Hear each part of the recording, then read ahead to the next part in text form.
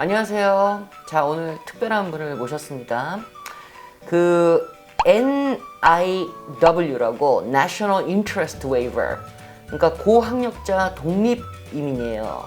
그래서 이분은 박사를 졸업을 하셨는데 박사 하는 도중에 이거를 신청을 하셨고, 지금 영주권이 언제쯤 받나요? 이번 달에 받습니다. 받는 거는 확실한 거예요? 네. 그걸 어떻게 아세요? 국무부에서 제가 문서로 받았습니다. 이제 대사관 가서 어떤 서류 검사를 마치고 이제 제가 미국으로 공항에서 입국할 때 거기 그 자리에서 이제 확실하게 무슨 서류 절차를 받고 그 다음에 바로 나오는 걸로 알고 있는데, 영주권은 확실하게 그 카드 받기 전 단계 서류 절차라든지 이런 것들은 다 승인이 나고 확정이 된 상태입니다. 그래서 지금 하는 것들은 이제 그냥 절차예요. 네. 지금 이게 되게 중요한 그 인터뷰인 게 뭐냐면은, 영주권을 받으려면은 많은 분들이 취업 이런 거로 가능하다고 생각을 하시는데, 여태까지는 이 NIW 이거는 거의 무슨 뭐 그냥 올림픽에서 메달을 따거나 아니면은 진짜 어마어마한 막 과학자 이런 분들만 해당이 된다고 생각을 하는데, 이분 같은 경우는 공부를 하고 있는 박사 과정에서 지금 이거를 하신 거잖아요. 프로필 좀 얘기해 주실 수 있어요? 저는 그 미국의 탑스쿨 박사 과정을 졸업을 했고요. 그 다음에 연구 논문은 졸업할 당시에 한 8개 정도, 사이테이션도 한 100개 이상 정도 넘었던 상태입니다.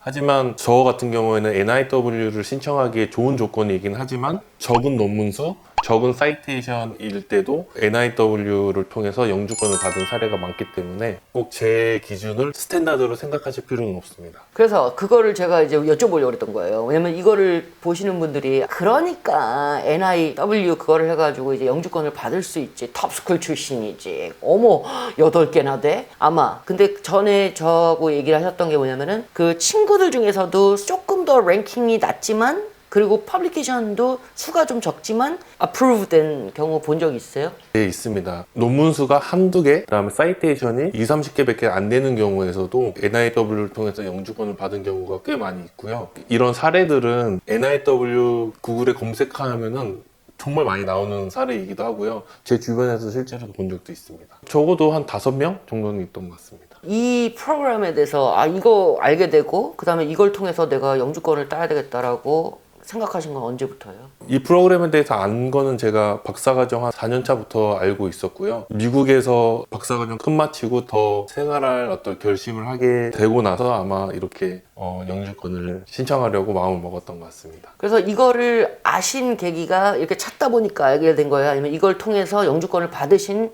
어떤 분한테 들은 거예요? 저희 학교 랩에도 이렇게 외국인들이 포스트닥이라든지 이 제도를 통해서 영주권을 받는 경우가 꽤 있어서 주위 동료들한테를 통해서도 알고 있었고요. 저 스스로도 구글 검색이라든지 그 변호사 추천을 통해서 더 내용에 대해서 좀 더 정확하게 알게 되었습니다. 저 지원하는 과정 이거 쉬워요? 그렇게 간단하지는 않습니다. 아무래도 영주권이라는 게 쉽게 나오는 비자는 아니기 때문에, 물론 시간도 걸리고 인내심도 필요로 하고 많은 서류 작업도 필요하지만, 그만큼 영주권을 따고 나서 비자 받는 거에 대한 자유로움, 그 다음에 한국과 미국을 편하게 왔다 갔다 할 수 있는 그런 거에 대한 혜택이 있기 때문에, 미국에서 일을 하고 계속 사실 의향이 있으시다면 이 제도를 통해서 영주권을 취득하시는 것을 추천드립니다. 그러면 첫 번째 서류를 뭐 이렇게 제출하고 나서 이번 달이면 받으신다고 그랬으니까 그 기간이 얼마 걸렸어요? 처음에 서류를 준비하는 기간이 한 6개월 정도 걸렸고요. 그 첫 번째 과정이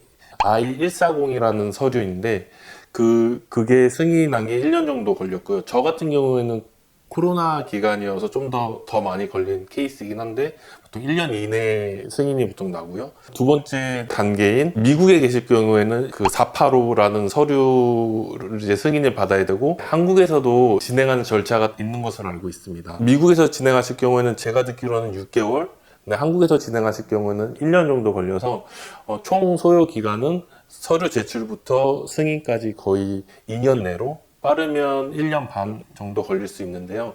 저 같은 경우는 일반 과정을 한 건데, 엑스퍼다이트 그런 걸 선택하실 경우에는 거의 몇 개월 내에도 영주권이 나온다고 알고 있습니다. 그 엑스페다이트 하는 그 프로세스는 당연히 우리 한국 사람들 다 성격 급하니까 그거 선택하려고 그러는데 만약 그거 선택하면 뭐 비용이 더 들고 뭐 그런가요? 비용도 좀 더 들고요. 그걸 하려면 좀 더 리스키하기 때문에 본인이 충분히 NIW에 부합하는 캔디짓이면 도전할 만하다고 생각합니다. 프로세스를 그냥 함축시키는 건데 왜 그게 더 리스키해요? 그 서류 수도 적게 제출하고 아, 추천서를 만약에 정규 과정이 한 4개인데 엑스펄 데이트는 2개만 제출해야 되고 그러니까 그 2개 가지고 모든 걸 다 표현해야 되니까 좀 더 리스키하다고 볼 수 있어요. 그러면 일종의 에세이도 필요한가요? 근데 퍼스널 에세이도 들어갑니다. 주로 누구한테 받으셨어요? 추천사는? 이거는 자기와 굉장히 인디펜던트한 사람한테 받아야 되는데 저 같은 경우는 4분의 추천서를 받았는데 한 분은 제 어드바이저 그 디펜던트 추천서라고 해서 한 분은 제 어드바이저한테 받고요. 나머지 3분 같은 경우에는 제 논문을 사이테이션한 저명한 그 프로페서들한테 컨택을 했고요. 저 같은 경우에는 4명을 컨택했는데 그 중에서 3명이 써주신다 그래서 흔쾌히 써주셨고 그 다음에 그 추천서 선정하는 거 있어서도 미국 대학의 교수만 하는 게 아니라 미국 대학 교수, 아시아권에 있는 대학 교수, 유럽권에 있는 대학 교수에서 뭔가 전 세계적으로 캔디짓의 어떤 논문들을 다 인용하고 다 국익에 도움이 된다는 것을 어필하기 위해서 좀 다양하게 추천인을 선정했던 것 같습니다. 인디펜던트한 분들한테 받아야 된다는데 그 뜻이 무슨 뜻이죠? 아카데미컬리 그 다음에 전혀 연관이 없는 저한테 호의를 베풀어주는 관계가 전혀 아닌 그래서 제 이력서를 제출하는데 제 이력서랑 그분의 이력서랑 매치되는 게 전혀 있으면 안 됩니다. 참고로 이렇게 들으시니까 되게 이거 엄청나네 라고 생각하실 수 있지만 취업을 통해서 영주권을 얻는 것도 만만치 않아요.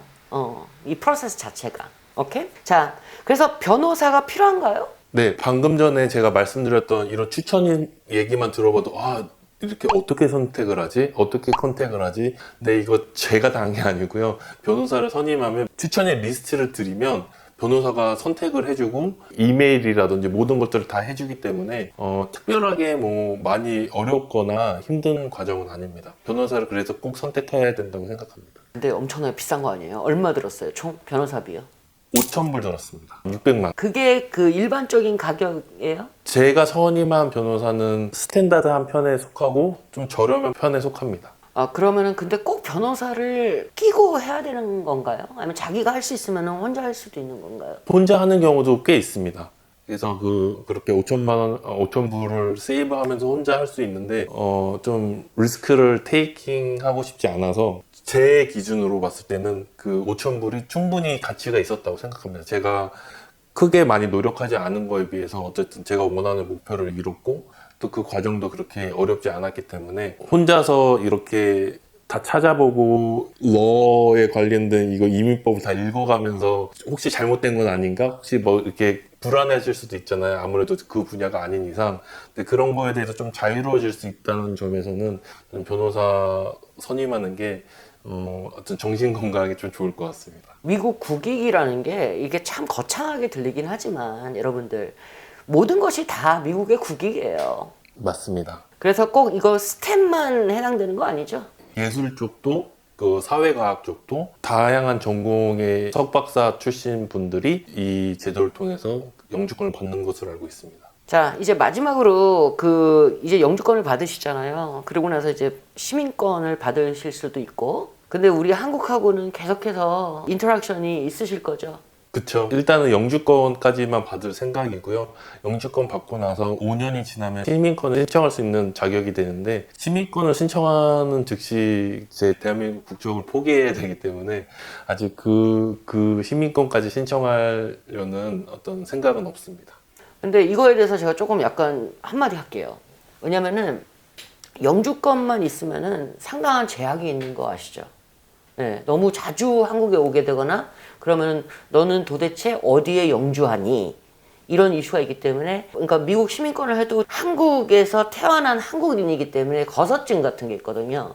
그것만 있으면은 아무 제약 없이 왔다 갔다 하는 거 문제가 없으니까 그것도 한번 참고하시면 좋을 것 같고요. 자, 마지막으로 혹시 하시고 싶은 얘기 없으세요? 구독자분들 중에서 나중에 유학을 가서 미국에서 계속 돈을 벌면서 사시려고 계획하시는 분들도 아마 있으실 것 같은데 이 영상을 보시고 유학 준비도 하시고 그다음에 이렇게 영주권까지 미리미리 준비를 해 두시면 박사과정 끝마치고 직업을 찾는 데 있어서 그다음에 비자 문제에 있어서 훨씬 자유롭고 그다음에 편하실 것 같기 때문에 이 정보를 꼭 기억해 두시고 나중에 잘 준비하시길 바라겠습니다. 그리고 이거는 졸업하고 나서도 해도 되는 거죠.